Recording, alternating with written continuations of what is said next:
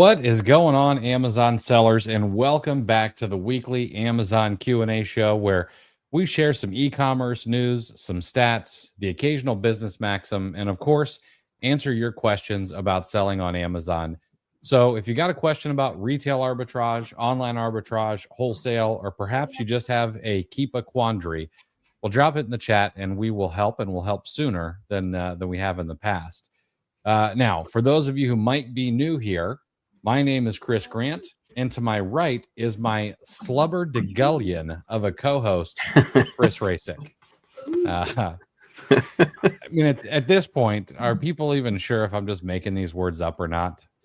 You could be making fun of me the vast majority of the time now, and I'm not even sure I would catch on. So this one is a little bit, but it's off the mark. It's just a rascal. Is all it is.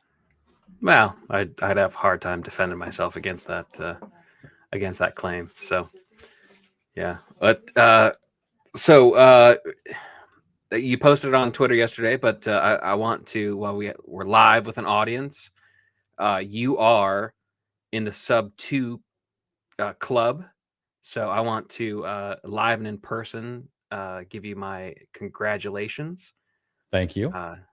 That's you know what, and I don't and I was going to bring it up again because it's you make a post on it, and we talked about it on, you got a whole bunch of likes, rightfully so, on on Twitter. We talked about it on OA Plus a little bit, but I think it deserves to simmer a little more, because it is a massive accomplishment, because it was not GLP-1. If you have trollish tendencies, that was not the case. This was pure willpower. I saw it firsthand. I've seen you a couple times in person. We've had meals together, and you stuck to the game plan, which is impressive, because I know all too well how easy it is to cave and just take a couple bites of something, and you wouldn't even allow yourself that. So I think the exercise in willpower that you displayed deserves another round of congratulations. Well, I do appreciate that, and here's the thing. You mentioned the GLP-1. We should probably mention that neither you nor I would judge anyone for using a GLP-1. Honestly, right. As long as there's no long-term side effects of that thing, that is going to be an absolute amazing drug. Yeah. And I mean, already responsible for potentially $1 billion worth of clothing that may not get sold, which is just crazy. And then look deeper into the economic impact. I mean, I don't think it's exaggeration to say that the discovery and widespread use of GLP-1, it could make, if we go back in 2100 and do century reflections, it may be one of the top headlines. That's how impactful it is. Think about the economic impact of how much less medical care and strain on health insurance and medical facilities, and I mean, it's the impact. It's massive potential. Absolutely, yeah, absolutely huge potential, and it looks like it's showing. And I know, I mean, this is an Amazon show, and we're extolling the virtues of some drug, but there's signal that maybe it helps with other kinds of addiction, which could be killer, or at least maybe discoveries of other ways to combat addictions. People are saying that it might help with fertility, which we've got a little bit of a slide in fertility in the United States here recently. I mean, honestly, the minute that if GLP-1s really do the job, and then Taylor Swift gets married and gets pregnant, we're going to see a baby boom like we haven't seen since the end of World War II. Right. And we could afford it. But you know what? We shouldn't dismiss it as non-Amazon. I wrote it in one of my newsletter issues because this certainly can affect selling on Amazon. You talked about the clothing. There's a whole bunch of people that are shopping for new sizes. And then think about the rapid weight loss.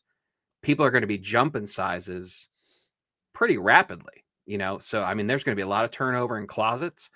We know for a fact that when people start losing weight and feeling better in their own skin, it tends to kind of snowball with other health benefits. Hmm. So supplements, vitamins, skincare routines, all of that stuff will see spikes in interest because you kind of want to piggyback how good you feel. You want to take care of more of yourself. So there's definitely an impact in Amazon.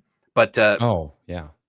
before we get away from who really brought this up, and I'm sure he's not listening, but like to shame someone for the method of getting healthier, like I don't know, like if you find yourself like trying to dismiss something like, oh, you cheated, you used GLP-1 to lose the weight, like what does that say about the person who types that? That like you're trying to shit on somebody because you think they took an easy way to get healthier.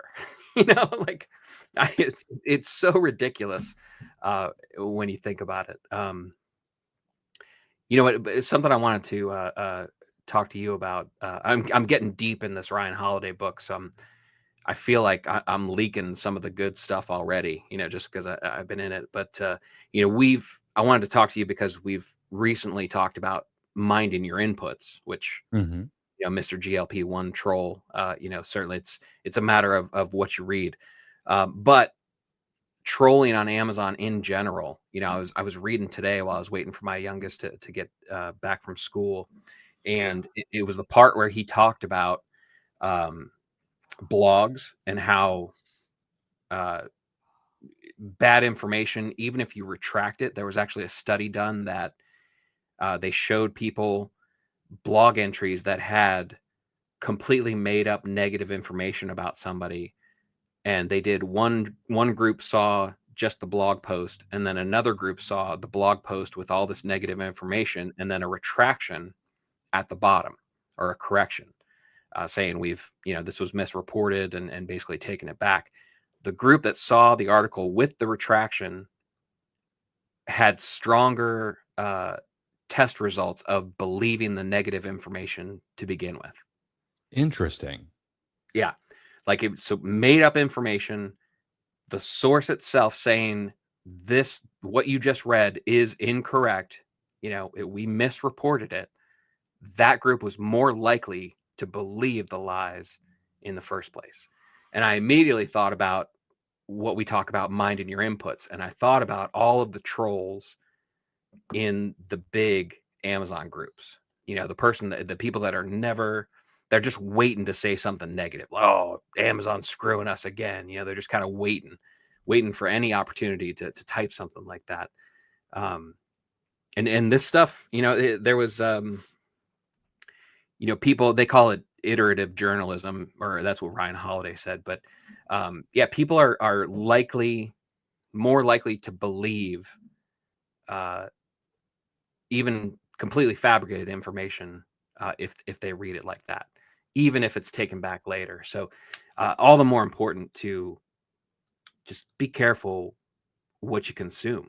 That's, I knew the negativity wasn't good, but reading it through this lens, it makes it even worse. That is really interesting.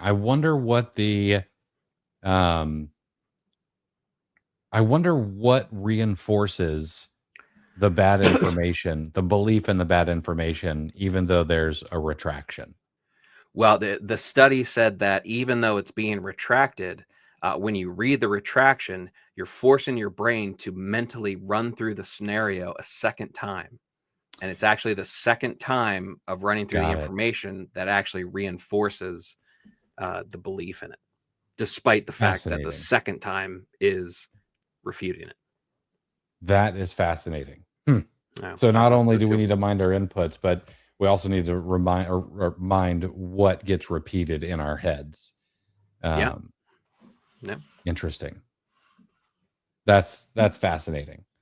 Yeah. I need to crack that book open. That's going to be a good one.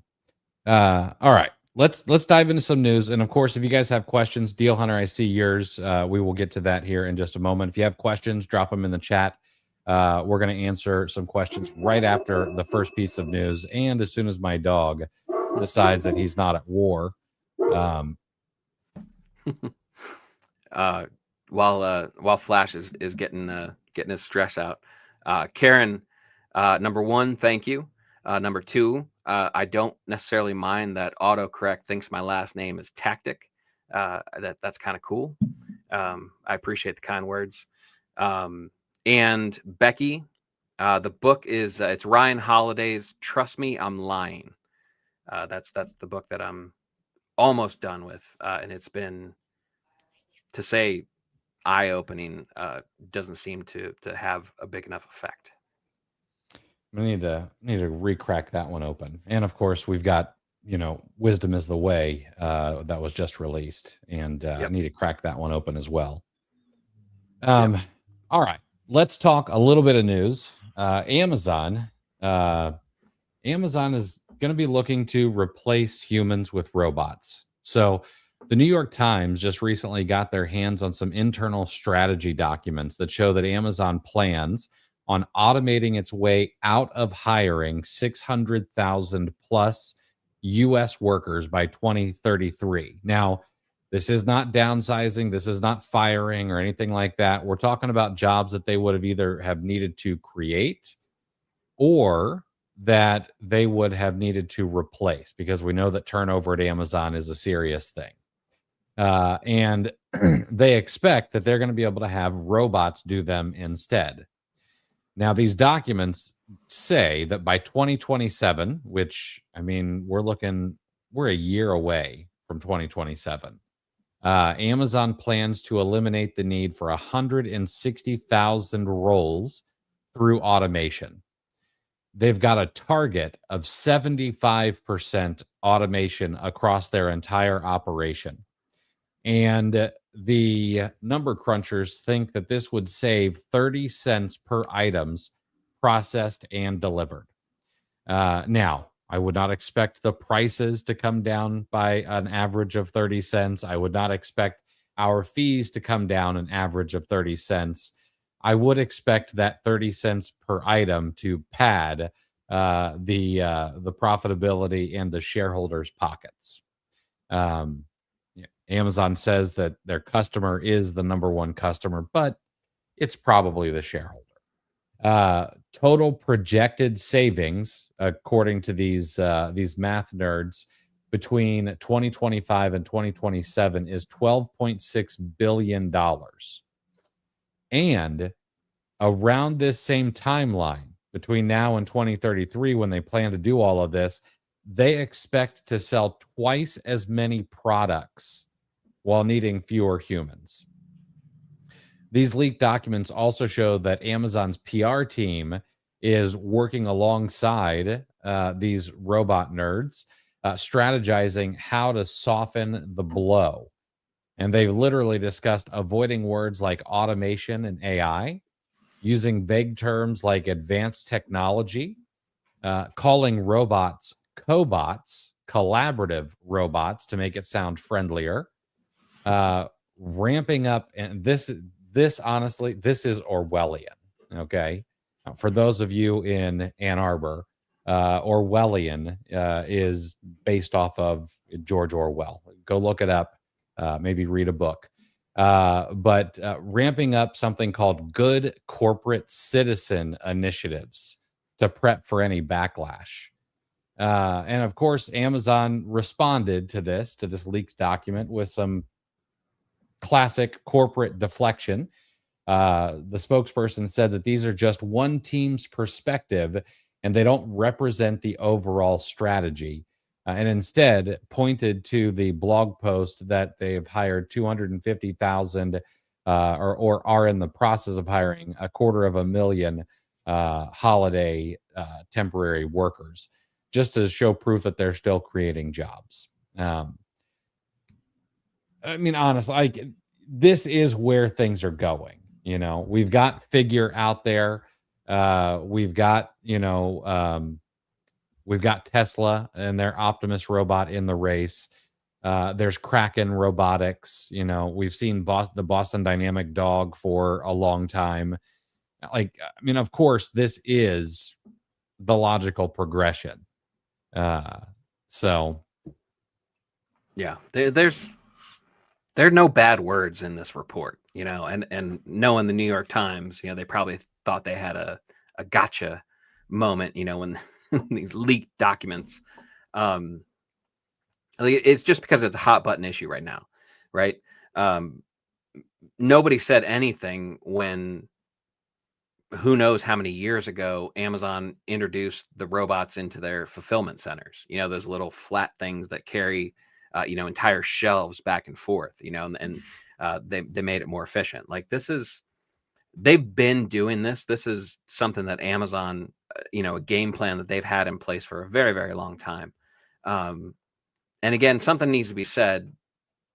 This is just going to confirm whichever bias you have. So if you already think that AI and automation and robots taking human jobs is a bad thing, this is going to reinforce that. This is going to confirm that for you. However, it's nothing new, and somebody has to say it. These are jobs that humans don't want. Like these, right? Like we were not that long ago, we were bitching about the conditions, right? Workers were striking over the conditions, right? And the conditions were so because that you had to balance treating, humans respectfully, and what they need, to do a job, and keeping conditions, humane, for lack of a better word, versus Amazon's decades and decades long quest to fulfill orders as fast as possible and continue raising the bar. Like, obviously that's going to be tough to strike the balance, because you have to set quotas, you have to set marks to reach the production levels, that you need to fulfill what 50 years ago would have been thought of as an insane fulfillment timeline. you know yeah. and we talked about the Phoenix area. It was projected that in a couple of years Amazon was going to exhaust the entire workforce that lives in the greater Phoenix area. Like, these are not good jobs. These are not sought after jobs. So yeah, I mean, this feels like the quiet part out loud. Like, I think everyone knew this. I don't think there's anything to be upset about. I think the biggest worry is, and I grew up around Teamsters, and so automation and outsourcing and all of that was the worst of the worst. Um, Mhm. they don't want to they can't take our labor and all that stuff. They already exploit us, and I heard all those things. Um, and I think the fear is, well, what happens afterwards? Like, if all the robots are doing the work, like I mean, but people forget, over the long arc of history, we've always figured out something else. Like, there's always Mhm. something else that people can do. Yep. And maybe it is being more creative, maybe it is more service type businesses, whatever. There will be something to replace this kind of work. There always is. The Henry Ford ran into stiff opposition, with his assembly line. That was going to take human jobs away. Um, what actually happened was it created dozens, if not hundreds, of different industries. All of a sudden there were uh, seats that needed upholstered. There were dashboards that needed made. Think about the evolution of the car. Think about all the different aspects that came with cars. All of a sudden, seatbelt manufacturers were needed. all of a sudden, we started putting radios in the cars. So then there's car audio industry came about. We can't always foresee the new jobs, and it turned out this assembly line, which was going to take the jobs, that was short-sighted because it created millions upon millions of new jobs. Yeah. And it's just funny. It's like, when is the article going to come that says the driverless taxis are taking Uber jobs away, and all of a sudden we shift the perspective, and all of a sudden being an Uber driver instead of class action lawsuits because the wages are too low, and all this negative press about what it takes to make a living wage being an Uber, that's all going to be set aside because we're going to have driverless taxis, and all of a sudden it'll be a horrible thing that all these Uber positions were taken away. It's just, I don't know, it's disingenuous in my opinion. Yeah, I would agree with that. All right, let's answer some questions here. Let's see, Deal Hunter, glad to have you in here, man. So, Deal Hunter, I received an email from Amazon today to get an 889 certification. Is it worth it? I had to Google what 889 certification is, and I'm still not 100% what that is. It looks like you can boost some government sales with it. Increases your visibility to sell to U.S. government agencies. They're not selling anything right, or they're not buying anything right now. I don't know. I would want to see how much work went into it. Because like there are all kinds of certifications that you can get. You can get women owned business. You can get a minority owned business. You can get like an accredited small business and all these sorts of things. I've never really seen any numbers that it pushes the needle. Is it possible that government agencies are looking a little bit closer when they buy for these kind of certifications? Perhaps. But also, like, if you're just trying to do your job and someone tells you to order a bunch of stuff off Amazon, like, how much time are you really taking to do it? I don't know. So like, if it wasn't an hours long process, I'd probably do it.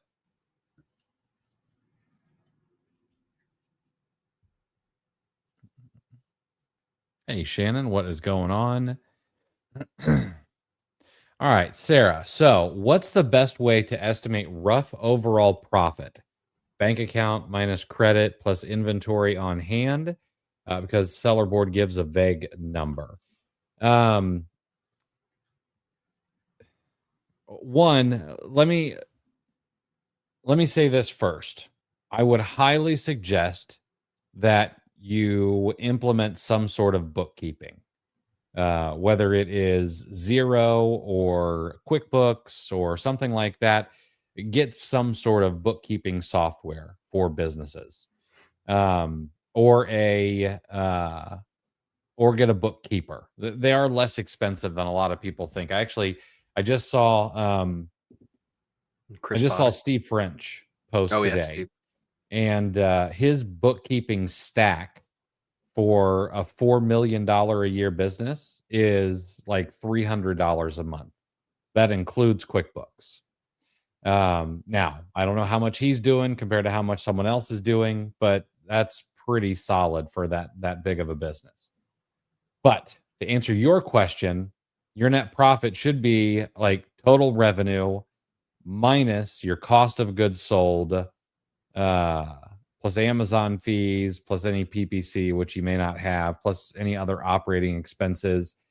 Your inventory is an asset. So that would be counted as an asset. Now, take all of that with a big spoonful of salt, because I am not good at bookkeeping or any of that stuff, and I'm not a financial advisor. So you're going to want to consult someone who is an order of magnitude smarter than me. Speaking of, inventory and capital, I did forget to tell you, I finally I didn't get an automatic approval for my new ink card. Right, I actually Hmm. went through and applied because they have 2 cards. I don't know if they're still going on, but they had 2 different cards that had beefed up sign up bonuses. Hmm. Um, and like 90,000 points or something, and all it took was like $6,000 in spend over 3 months, I believe. Yep. So anyway, so I was like, you know what, this is a good move, because whether it's a combination of things, but the ink. So I went through it, and it kind of gave me the, hey, we'll have to get back to you, and I was like, the hell's up with that, I know what my score is, it's a good credit score, and it's probably higher than what it was when I got approved for, my other 2 Chase cards and a couple Amexes and stuff. So anyway, I didn't get a notifications, and I was in there paying the bills after I took a disbursement from Amazon, and just decided to check and see if there were any messages. Like, there was nothing Hmm. lit up, no red number or anything like that. And sure, did a little bit of digging, found, with a little bit of difficulty, which is probably something they should work on, but finally found the messages folder. It turns out they thought it was fraud, so Hmm. they declined it. So I called today, gave them the reference number, and did finally get approved for a new ink card. So Ah, um, beautiful. 90,000 point sign up bonus plus, I believe it's 12 months 0% APR. Yeah, it's a Yeah, solid card. It is a yeah, solid yeah. card. I wish I would have Uh, had it 2 weeks ago when I applied, because it's, time's kind of the essence right about now. right. But um, Uh, yeah, that's a good. I'm glad I got that one too. I still need to call and get some of my credit from my other Chase card transferred over. mhm, That's one thing I haven't done yet because they make that impossible on the website, of course. right, So, right. but yeah, And another thing, I finally the U.S. Bank triple cash rewards card. mhm. I have that one too, and it is. I have something nice to say about it, but if anybody's listening, if anyone's considering it, it is an absolute garbage card. It's total trash. I was going to close it uh, as soon as the 0% interest period stopped. However, they upped my limit and gave me a balance transfer of 13 billing cycles at 0%. So I was like, "Ugh." So I did take advantage of that. I cleared out some of the balances on that I had running on other cards, and flipped that over to 0%. So I do finally have something good to say about the U.S. Bank card. Um, However, it doesn't sway my opinion that it is an absolute piece of junk card in general. Yeah, Um, it's unfortunate because it's got some it's got some underlying benefits that could be really solid, and they nerf it. yeah, that's why I signed up for it. I read, I was like, man, this sounds great. And then once you get in there, the redemption, even the only thing that is 1-to-1 as far as like reward redemption are statement credits. Mhm. Like, Hmm. even a gift card. I think it defaulted to a $25 gift card, and that would have cost me $33 in rewards. Wow. Which, yeah, and you can only redeem cash back, because I saw that and I was like, well, maybe I'll just take the cash back or whatever. That's not my ideal. They're a little bit limited on transfer partners anyway, and I kind of knew that going in. I said, I'll just take the cash back. You can only get cash back into a U.S. bank account, which I don't have any, and they don't have any actual free checking. Hmm. So I'd have to open a fee based checking account just to try to get cash. I was like, this is horrible. No, thank you. No. No. Bob G. How can I know if I share the buy box with Amazon, and what pricing strategy shall I be using for FBA? So I'm gonna take this that you're looking to price against Amazon with FBA. That's the way I'm gonna take this. All right. So typically, what I do is I have any listings against Amazon start off with pricing 1 cent below Amazon, as long as it's above my minimum, my ROI and all of that stuff. Um, and the way, I don't know, I don't check buy box percentage that heavily. Like if the items are selling, then you've got some buy box. And the problem is there's not really a way to know with 100% accuracy what your buy box percentage is. You cannot accurately get that information from Keepa. Okay. And anybody who wants to fight about that, I'm happy to go into the weeds on it. But those numbers are essentially useless from Amazon or from Keepa. Not, I'm not faulting Keepa. They are they're the gold standard when it comes to data on Amazon. But it's just it's a flawed metric. I don't trust the buy box percentage data from Amazon. Your repricer may give you a buy box percentage, but they're getting that from the Amazon API. And again, I don't trust that. So the only way to really know is, am I selling units? And that's it. I would not.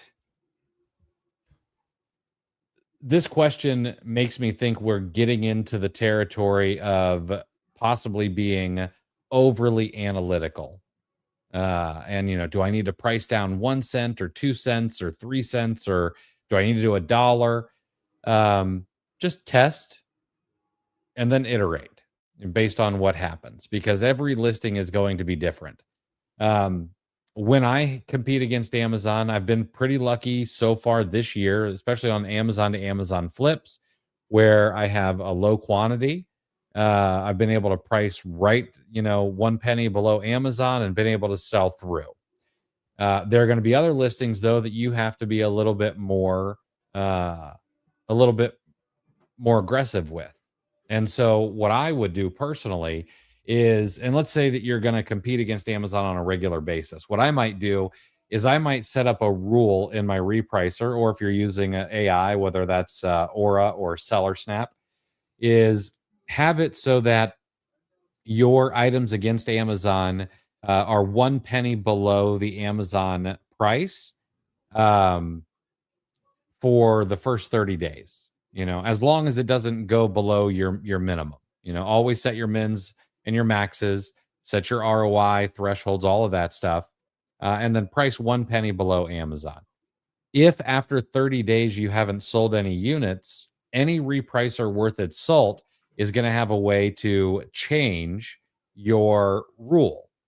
And so you could have it switch over to, okay, it's been in stock for 30 days. I obviously need to be a little bit more aggressive. Why don't I start pricing 3 to 5% below Amazon and see what happens there? And then I might leave that for 2 weeks.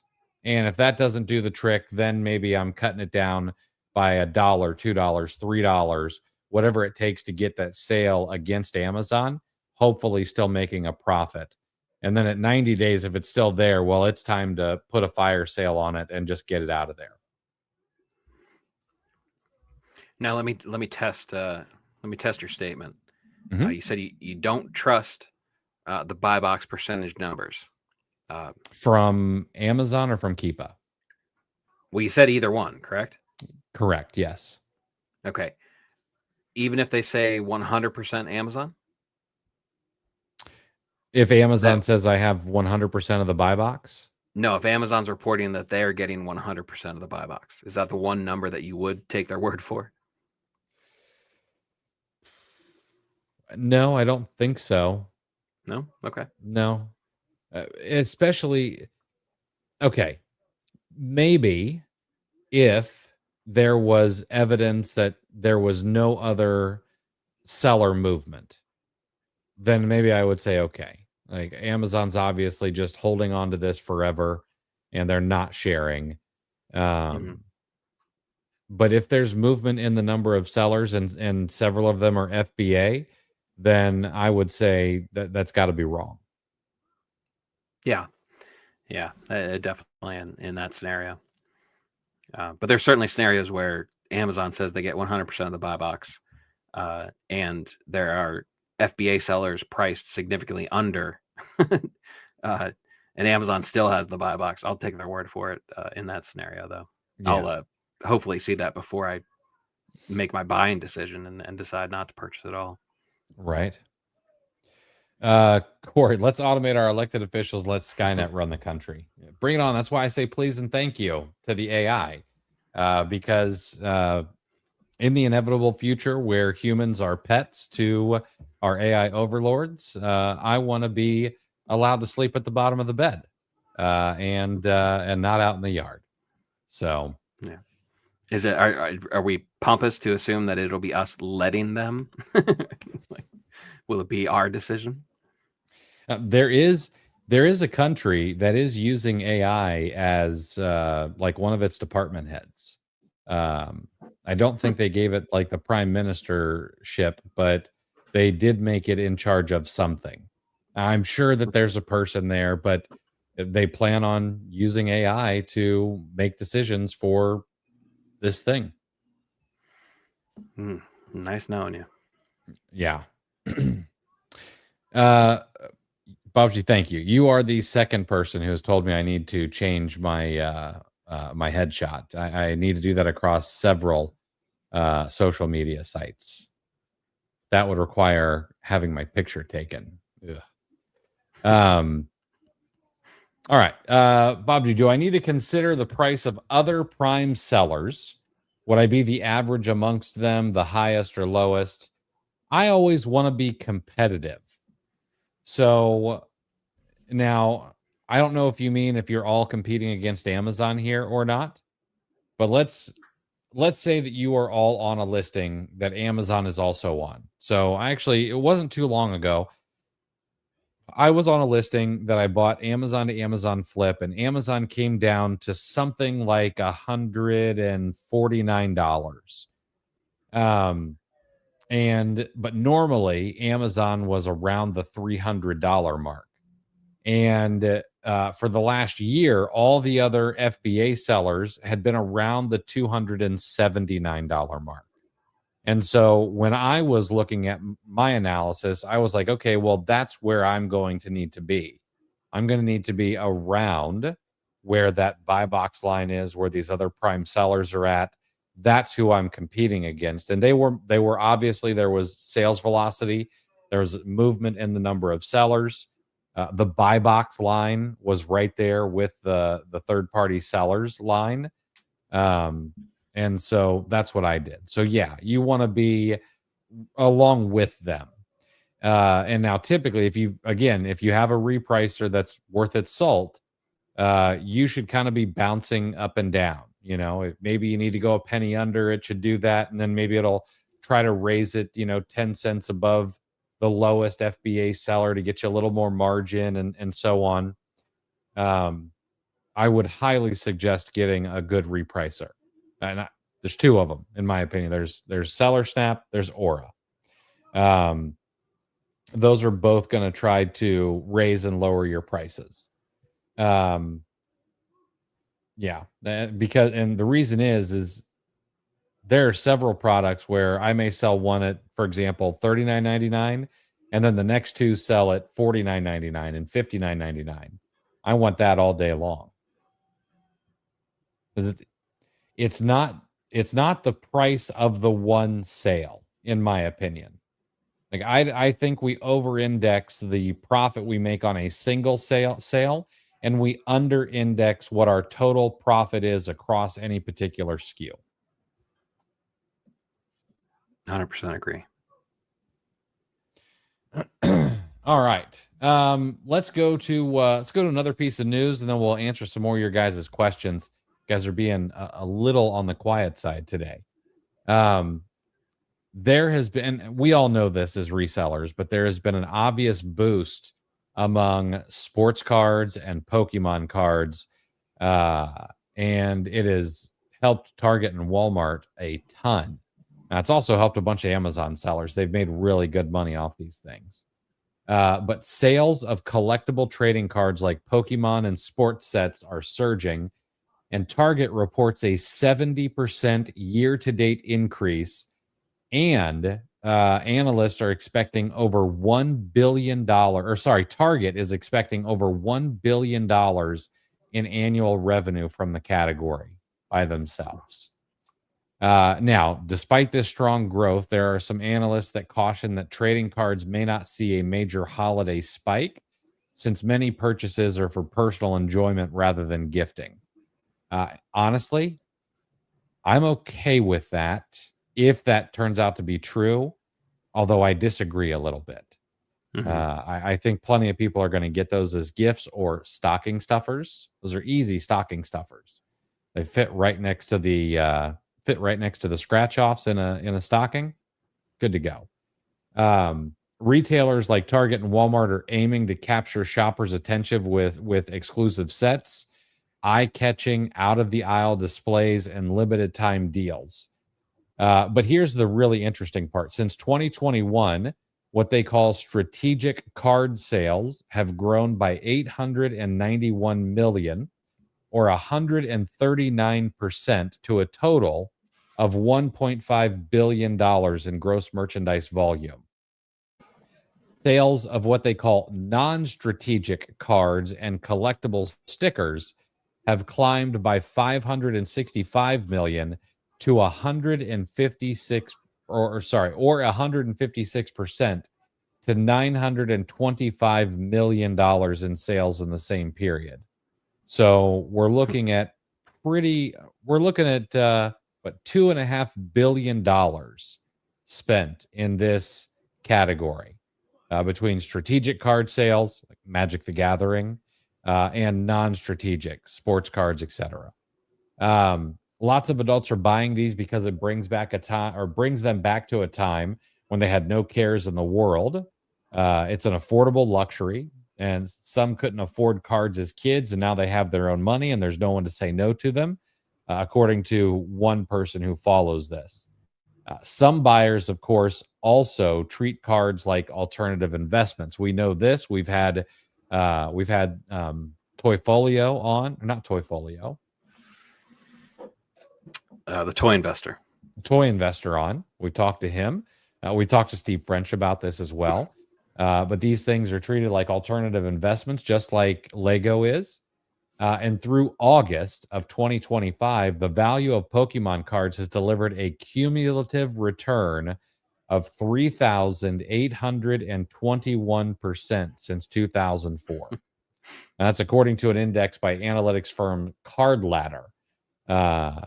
And then, of course, to combat those pesky resellers and scalpers, many stores are now limiting purchases to 2 packs per customer.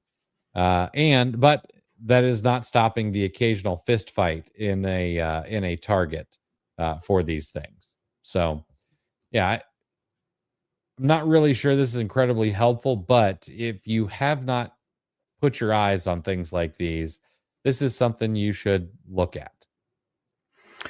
Yeah, yeah. I mean, it can be helpful, if you're tuned in to what's being released, and what's going to be popular. There was a recent crossover. I think where the collections were they about $400, and they're expected to go up about 2.5% once the full release is out. Yeah. I mean, there's some serious return. I mean, this is basically a lucrative offshoot of the toy buy and hold concept, and we've, like you mentioned, we've talked to people that make a lot of money doing stuff like that. So yeah, this is fascinating to me. And it makes a lot of sense. I mean, the way cards were going, especially during the pandemic, because there was, Hmm. stimulus money. You weren't able to go anywhere, so stuff just went crazy. But for it to keep going, and for it to carry on like this,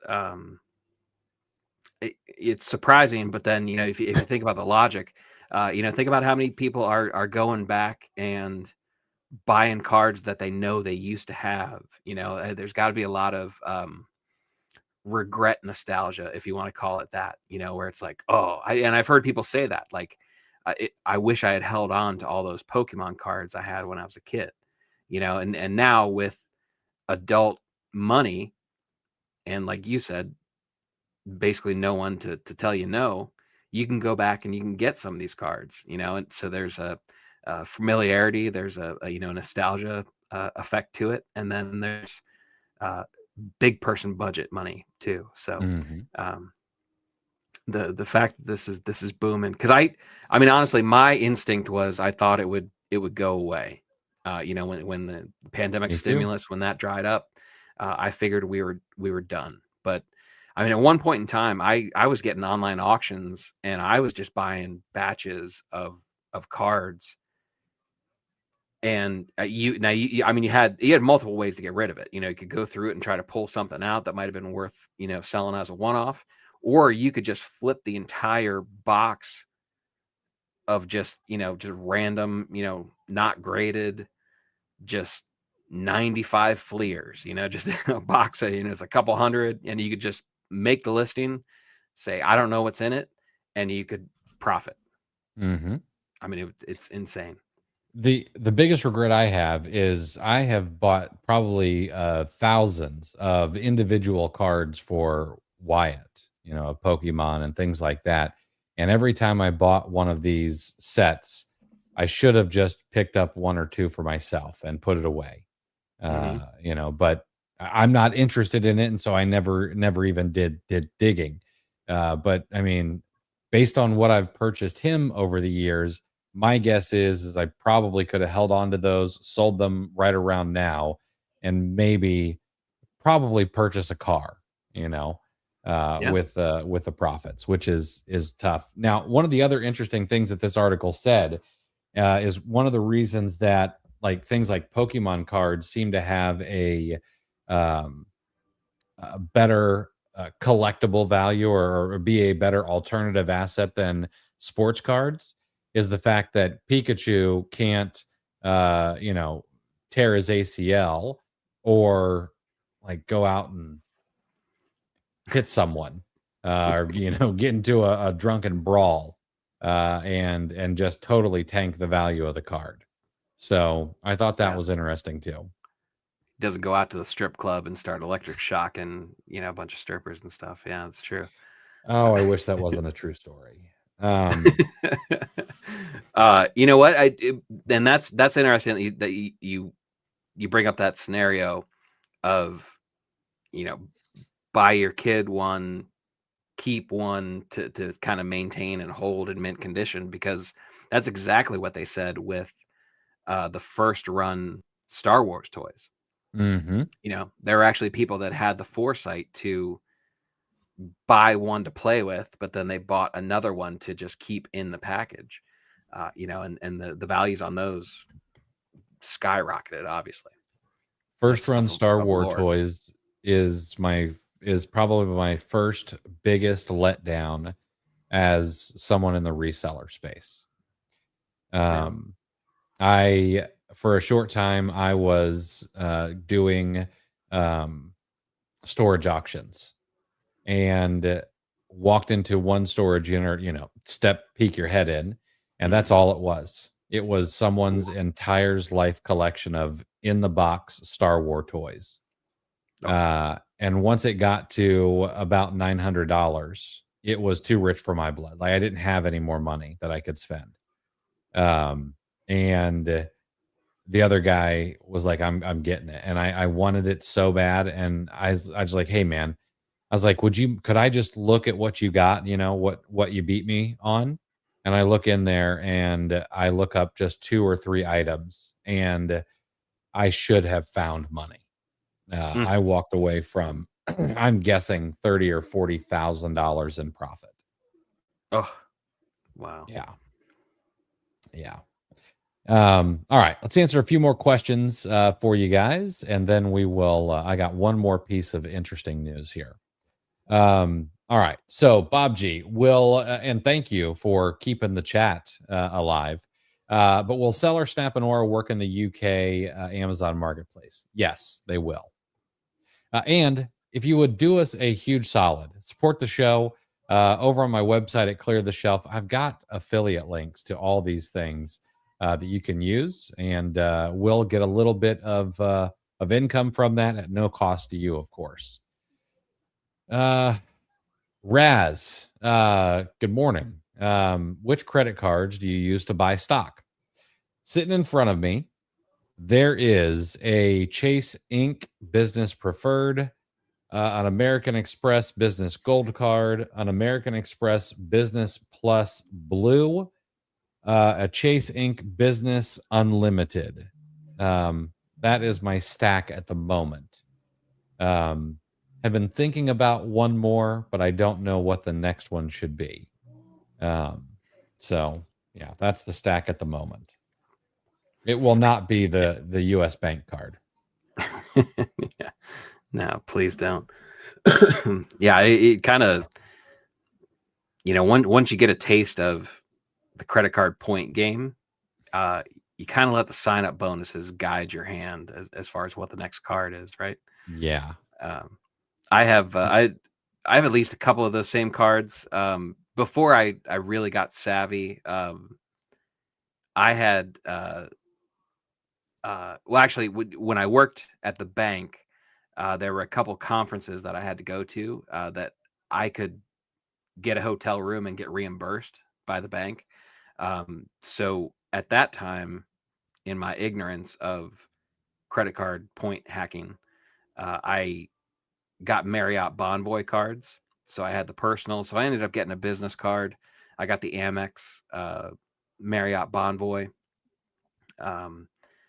And then, and I was also flying Southwest. So I have personal and business Southwest cards. But now I kind of gear it more towards the cards to maximize the Chase Ultimate Rewards points, and then the Amex membership points now with the business blue, and then several of the ink cards now. That's primarily what I look at. Yeah, the ink cards are fantastic, honestly. Mm-hmm. I sort of want the City Strata card, but I'm not sure they have a business card for that. That's supposed to be a really good one. Shannon, Yeah. I just looked up Wells Fargo. I see they've only got one business card. I do have a Wells Fargo personal card that's pretty solid, but it just sits in my wallet and never gets used because I'm trying to maximize the Chase points are just the most flexible. So I've got what do I have on the? I just got a Chase. What's their best travel card? Their best personal travel card. Oh, CSR, the Chase Sapphire Reserve. Oh no, I didn't get I didn't want to pay that fee, so I got the Sapphire Preferred. That's the one I went with too. Yeah. Yeah. Split the difference. Yeah. All right, Bob G, what would be a seller count sales in the past month ratio that you won't go into? This one is a little hard to understand, but I'm guessing you're trying to figure out how many sellers is too many sellers. It depends. There's not really a number. Like I can't say, well, if it sells 100 a month and it has more than 10 sellers, stay away from it, because I'd be doing you a disservice. Every single product on Amazon is sort of its own little economy, and it reacts differently. There are times when I've seen the number of sellers go up, and I'm like, oh, well, we're obviously going to see a pinch on the price here, and then it never happens for some reason. And then there are other times when the number of sellers goes down and the price goes down, and it doesn't make any sense. That's against the rules. So I think I'd be doing you a disservice. Plus, the other thing too is just giving you these flat numbers. If there's more than 10 sellers and it sells less than 100 a month, it's too many. Well, that doesn't get into the nuanced part of how many of those sellers are you actually competing against, because you may be against 10 other sellers on the listing, but 3 of them are merchant fulfilled and they're getting a very small percentage of the buy box, and a regional buy box at that. the other sellers, 3 of them are competitive with each other at $29.95, and the remainder of them are all priced at like $42.99. Well, you're only then competing with 3 sellers. So while I don't want you to overanalyze, I want you to pull the trigger and make some buys and see what happens. That part matters, is how many sellers are you actually competing against. Yeah, and it's it's something you do by feel, I think, more than parameters, like tangible parameters, and static numbers that you go by. You're certainly going to have a lot of it is personal experience. I've bought into Lego sets that had over 300 FBA sellers already. But the velocity was a compensating factor. I was willing to withstand the FBA traffic because I thought it was in my mind, and from what I saw, my evaluation, my opinion was that the velocity was, made the seller count irrelevant. There's certainly that end of the spectrum.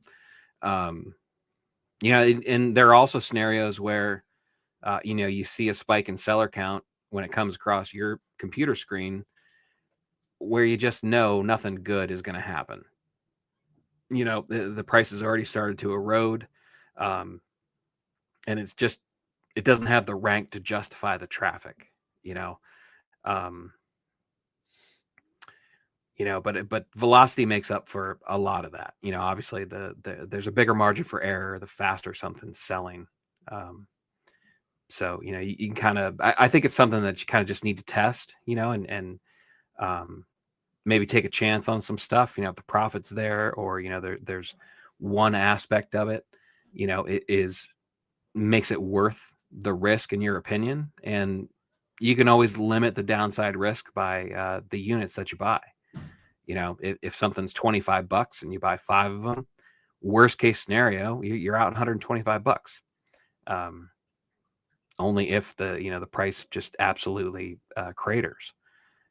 And you can kind of find out. You can say, okay, it looked like this. And with Keepa, you can kind of go back in time if you need to, and you could see what the counts were, where the price was when you bought it. You have your own information, you have your own receipts, and you can analyze that situation. You can kind of build your own preferences through experience, which is, I think, going to be hard to argue against that not being the best scenario to go about it. Mm-hmm. Hey, Sarah, I was in your 2023 Q4 group, and compared to that time, I feel there are less people in the reseller space, and Amazon Twitter is also quiet. Do you see the same? Do you have any concerning things going forward? It is certainly quieter, but I think that there are a few reasons for that. One, I think that a lot of people have moved on to what they think is greener pastures. The people who were loud, the people who were active, because for a time, Amazon was easy money, but now you've got to be a business owner. Even if this is a quote unquote side hustle, you've got to run this like a business. For a lot of people, that's too much work. So instead they're slinging crappy affiliate products on TikTok, or making videos for the Amazon influencer program, which is fine, but those things will fizzle out. Affiliate programs like that, they take advantage of the network effect, and they get all this user generated content. And then when they feel like they're at capacity, they say, okay, we're going to cut the commissions in half, or, in an eighth. And I say that because that has already happened. Like Amazon's affiliate program did the exact same thing. Amazon's affiliate program, their regular affiliate program, used to be awesome. You could make like 12% commissions on people's carts. And I think the maximum commission now on certain categories is maybe 4%. with some categories being like 1%. And that's if they even count your cookie. So, same thing will end up happening in the future. And there will be the 1% will be making money with it because they'll do creator connections and things like that. But the reseller space is something that's not going to go away. Amazon and marketplaces, they literally need resellers to keep the shelves stocked. Amazon doesn't have the capacity to source over 1.3 billion products in the US marketplace alone. And they don't, I mean, they actually don't even have the money to do that either. Now, could they do it on net terms? Sure, but probably not going to happen. They're not going to be allowed to be levered that much. It's also much more. It's much more profitable for them to let resellers handle it, and not just us. I also mean the companies like Pattern and the big wholesalers and things like that. Now, saying all of that, Amazon is also still growing. I think the number we talked about was either 6 or 9% year over year. The last time we brought up Amazon growth numbers for a company that's doing almost 400 billion in gross merchandise volume in the United States alone, that is a massive number. 6 to 9% growth. Are we ever going to see 20% growth again? Not until there's another pandemic. But 6 to 9% growth for the next 4 or 5 years is pretty daggone solid. Yeah. Now, are there concerns? Sure, always. Could Amazon become more strict? Yeah, they have, because of sellers who have done bad things, sellers who have organized crime rings who sell on Amazon, suburban housewives who have countrywide networks of people stealing makeup from Sephora and Ulta. It puts us in a bad light, even if we do the right thing. So, could there be some more clampdown on that? It's possible, but I kind of have a feeling that the Section 3s and the CSM reviews that Amazon's doing right now, that's probably about as far as they're going to go, unless the government were to force them to go further. So there are some industries you want to get out of. If I was running a newspaper, I would be looking for greener pastures. If I wanted to be a retailer, Amazon is the place I want to be over any other marketplace at the moment. And instead of worrying about the easy money being gone, I just want to learn to be a better operator. Yep. Yeah. It's this. Well, let's go through it. Like, I feel like there are less people in the reseller space. I disagree. I think the loud ones left. A lot of the loud ones. I think Chris is spot on that it's quieter. That doesn't necessarily reflect the population. We have recent numbers that 1 million new sellers come onto the marketplace every single year. A huge chunk of those never sell anything. Don't get that twisted. Just take the number for the raw data that it is. Amazon Twitter is definitely quieter, and that is, in my opinion, a good thing, because the people that went away, like Chris is absolutely right. I don't know whether it's my sales background or like simply knowing how it works, but like I don't understand how people don't realize that some of these big loud voices that are out there helping, they're just chasing affiliate dollars, and the big affiliate dollars are now in Amazon influencer and UGC content. And for a while there, people were Amazon Twitter was quiet because it was becoming Walmart Twitter. That was the next big thing. People made these big sweeping definitive statements that that was where the smart money and the smart people were going. Turned out they were dead wrong about that. Um, but at the very end, do you see concerning things going forward? I do not. I think this is perfect. This is the Warren Buffett zone. Like when people people moved on to something else, but we stay in an enormous blue ocean that commands more than 50 cents of every single dollar spent online. And people think that run is done, so they moved on to something else. And it just leaves so much opportunity, so much profit for the people that persevere. I think Mm-hmm. I think this is probably this time right now, the people that stick with it, it's going to mint an entire new generation of $1 million sellers.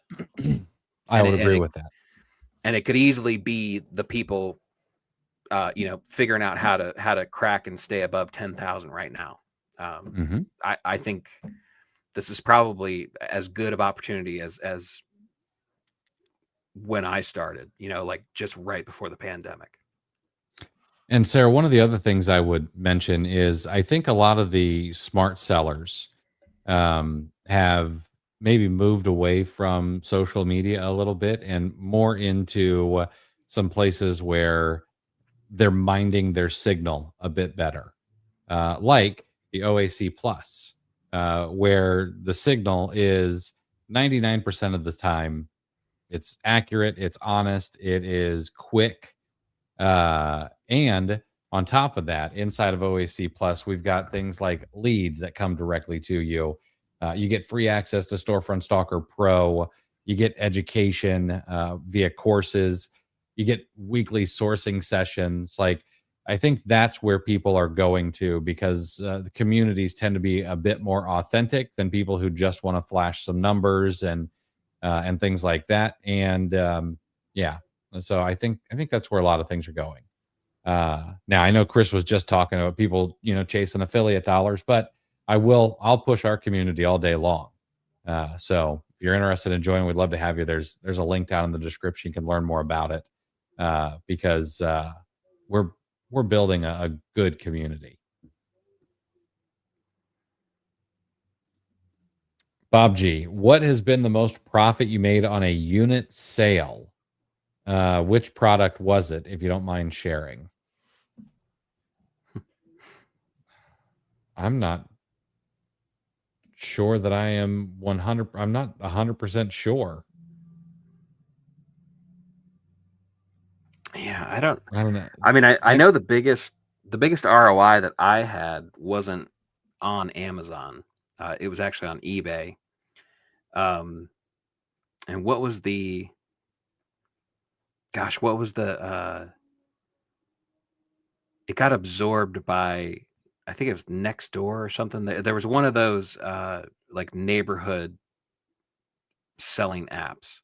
mm, And this guy was selling a whole bunch of stuff. Like I got a pair of Brooks running shoes that for like $20. I ended up selling those for 75 on eBay. But I bought the Grand Theft Auto CD soundtrack. It was an 8 CD box set, and it had a CD for each channel on the radio that you could switch to if you played Grand Theft Auto Vice City. Um, got it for my buy cost was $5, and I sold it on eBay for $145. So that's awesome. I think that was my largest ROI. I'll tell you what. I'll tell you what my best purchase ever was. This is not going to be a single sale like you asked for. It's going to be across a bunch of sales, but on one SKU. Uh, Most money I probably ever made on a single SKU. Man, actually, I'm tied. I'll give you two. The first one was the electronic Chewbacca masks when that lady went viral in her car. We sold hundreds of those, picking them up from Target for $39.99 and selling them um, anywhere from $99 a unit to $240 a unit. at a time when Amazon fees were half of what they are now. We made absolute bank on that. And then during COVID, I didn't make the most amount of money on chlorine or pools or trampolines. I made $140,000 in one Q4 off of some brain supplements. It was an entire brand. They had several different lines, like a standard, extra strength, etc. One of these things that you see pitched to older folks on like Fox News. Oh, they also sold on Amazon, and the stuff just sold like crazy. I have that. I actually have that spreadsheet somewhere where I tracked all of it. I think I made some money off that too. And I spoke incorrectly. I just remembered. I did an online auction, and I ended up getting my buy cost ended up being like $3 because no one else bid on this thing, right? And it was a box full of stuff, but in there was a blood testing kit, like just a little test, $3 buy cost, and I sold that for $279. That's awesome. That's killer. the number one ROI. Paulie, what's up, fellas? Hope you all are well. Could you speak a bit on benefits of having two prep centers, one West Coast and one East Coast? I don't know if it's necessary unless you're doing some serious volume, or OA. I'm not even sure if you're doing OA. I'm not really sure that it's 100% necessary either. Unless there's like a supplier that you can buy heavy from that gets to a West Coast prep center faster than they get to the East Coast prep center, or they don't do free shipping unless it's like within 500 miles, which that would be odd. But I'm sure that that kind of supplier exists. But outside of that, the only thing that I would say is it would be a backup. So like if one is, if they go down, or they, it's a family run operation, like, hey, we're going on vacation this week and you guys are just out of luck, then you could move to the other prep center for some reason. Yeah, that'd be the only reason I would have two prep centers personally. Yeah, that's what I was going to say too. I think the coast is irrelevant. I could actually make an argument that if you're going to do two prep centers, probably two on the East Coast, depending on what your shipping plans end up looking like. What I've run into is that my East Coast prep centers, it's more cost effective as far as shipping goes, because the bulk of my stuff has to go east anyway, and when you go out west and you have to ship it all the way back to the East Coast, that cuts into your margins, or can cut into your margins. So I think there's a stronger argument to two on the East Coast. But yeah, but for a while there, I thought one on the East, one on the West was the way to go. And I don't know if it was flawed logic or whether it was the implementation of the inbound placement that made me reverse that opinion. But I do like two prep centers. They unfortunately, prep center operations can be fragile. And unfortunately, we've had some really good people, some really good prep centers, just not be able to swing it, and they just they've had to make some tough decisions and decide that the numbers just don't work. And when that happens, if you don't have something lined up, or you don't have a backup plan, your business can suffer, like even just a little bit. You miss, think about the API change, think about the issues we had with the different shipping services when Amazon changed the API. Just a few days or just a slowdown in your normal operations, people were losing their minds. So imagine if you all of a sudden have to pivot with minimal notice, if any at all. And you have to find somewhere, not only do you have to find somebody to now ship your stuff, you have to trust them with significant inventory, a significant amount of your capital as inventory. So, to have a second one, I've had 2 prep centers probably longer than I've actually needed 2 prep centers. I was at the point where I was like, I'm just going to hit the minimums on a second one just to keep that relationship warm. And you mentioned a prep center having to close down. To pour one out for Gray Fox prep. Yeah, that was Corey did one heck of a job. They were great. I miss them still. Yeah. Hey Heather, thanks for popping in. Appreciate you. Yeah, 2% is solid. Robinhood does have a 3% cashback credit card if you can get your hands on it. Also, remember though that Robinhood card, they specifically state that they do not want businesses using it. So I don't know how much they would enforce that, but I don't think a business like ours would be profitable to them at all. Yeah, and you got to be careful with the personal cards, because people don't talk about it. I think more people carry balances on their credit cards than are willing to admit it on shows like this. I'm dumb enough to just be honest about it. I carry balances, like frequently. I've publicly said I don't know how you scale without carrying a balance. Some sort of balance at some point, just the number. I was never able to figure out the numbers where I could keep everything paid off and scale at the pace that I wanted to scale. And if that's the case, you can take a serious hit to your personal credit score if you start running personal credit cards for business purposes.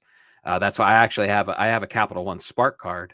But I didn't even mention that in my credit card stack because they report to my personal credit. So I use it for very little. I have a couple tools, a couple recurring subscriptions that go on there that get paid off that same month.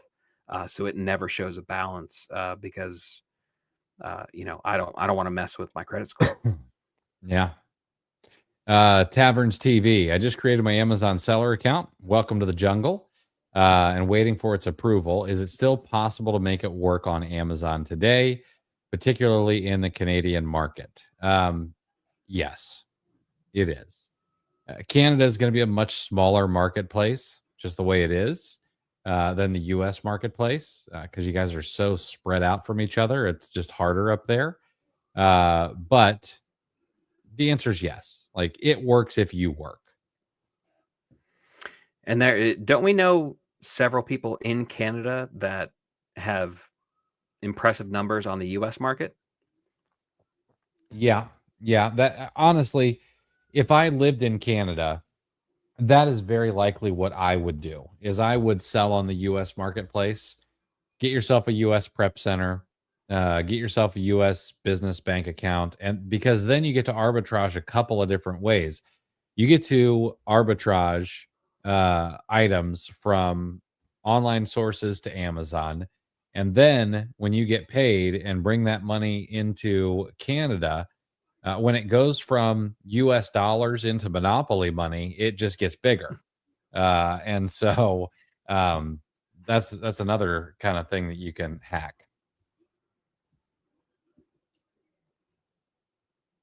Joseph, thank you. I was patting myself on the back internally for that transition into a sales pitch for OAC Plus. I appreciate that. It was a very, very natural segue. Andre, how to sell supplements on Amazon FBA. I've seen that it's complicated to go through the verification process and lab testing. If you're trying to create your own private label supplement brand, that's going to be difficult.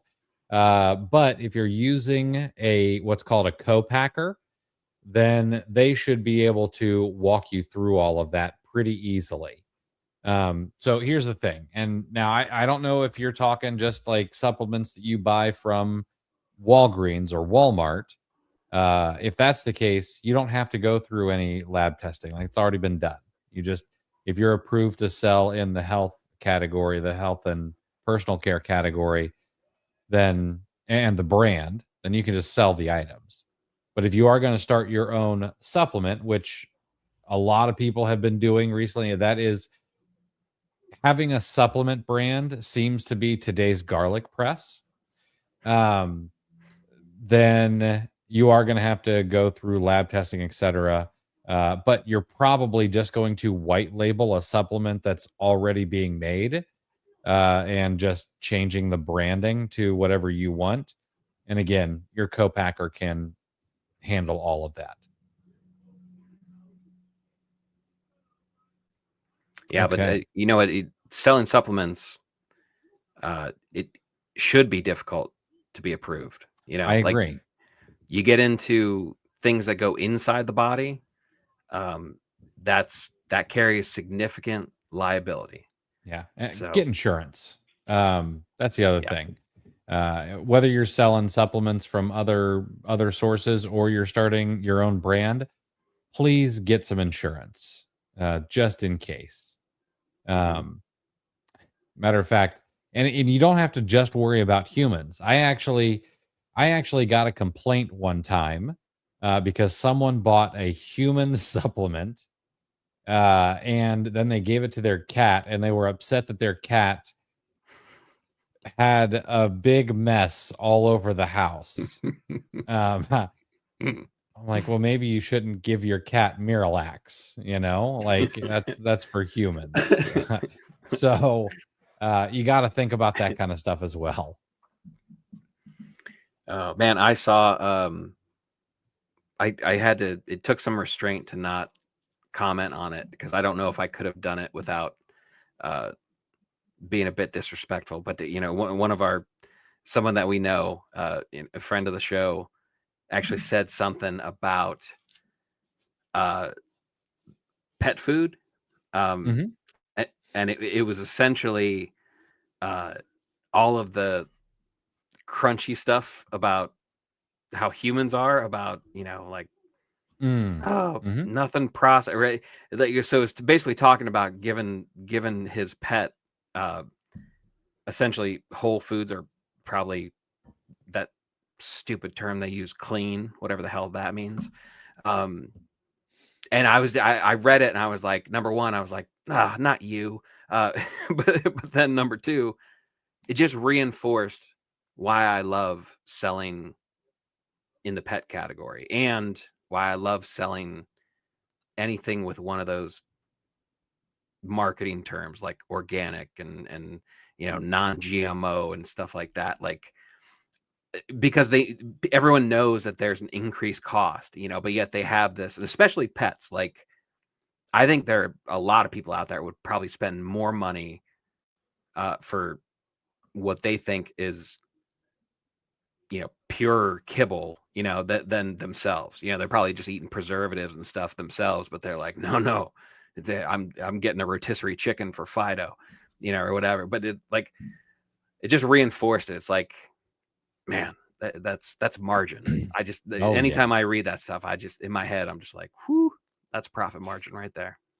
Absolutely. That is, I listened to a podcast with a guy who decided he wanted to get into the supplement space, but he decided to be like, you know what? I'm not going into the human supplement space. There is way too much competition there. And so he pivoted to the pet supplement space. And the interviewer was like, that's a really great idea. You can basically do the same kind of ingredients, but it goes towards, animals. And then his follow-up question was, so do those supplements really work? And he answered honestly, and he says, "I don't know, you're gonna have to ask the dogs." Love it. All right, last piece of news here. we've been waiting for this day. Consumer Intelligence Research Partners estimates that there are now 200 million US Amazon customers with a Prime membership as of September 2025 quarter. That is an increase of about 6% from 189 million US Amazon Prime members in September of 2024, and up very slightly from the 198 million member estimate last quarter. They did it. They popped through that 200 million Prime memberships in the US. That's a crazy work. Yeah, I mean, insane number. I should have looked up the population of the U.S. I would guess when high, like not 330. Is it 330? I would have okay. 340. Yeah, 340. That's insane. And 200 million of those 340 million people in the U.S. are Prime members. And why, 58%. 58%.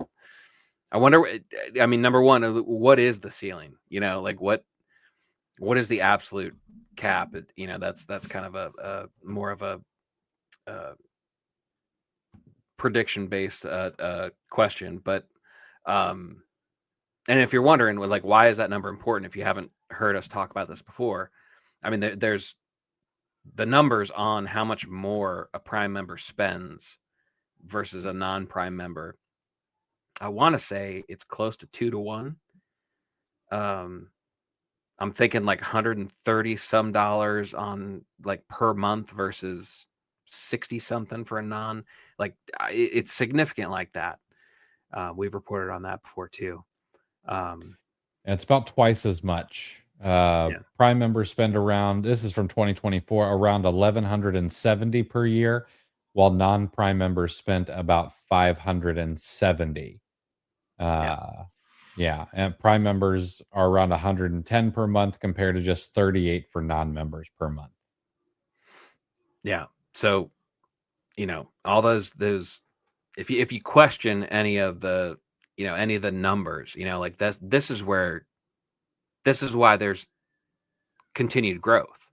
There's more people coming on, non-members are becoming Prime members. And per the numbers, that means they just doubled their spend on average. So I'm not even sure we're that close to the ceiling as far as like members and spend. I would think that maybe they could get to 250, but I mean, I could be way wrong as well.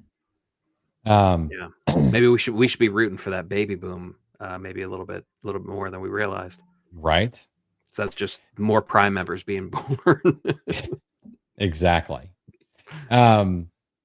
All right, we should probably wrap it up. We're about 90 minutes into this, but before we go, Chris, I got a question for you. Why don't monsters eat ghosts? I don't know. They taste like sheet. And on that, we're out of here, guys. We'll be back on Sunday. We'll be back on Sunday at 5:30 to do this all over again with you. So if you've got questions, we'd love to answer them. Tell your friends, bring them to the show, and we'll spend a little time together on Sunday helping you out in your business. All right, guys, have a great one, and I hope you guys crush the rest of the week.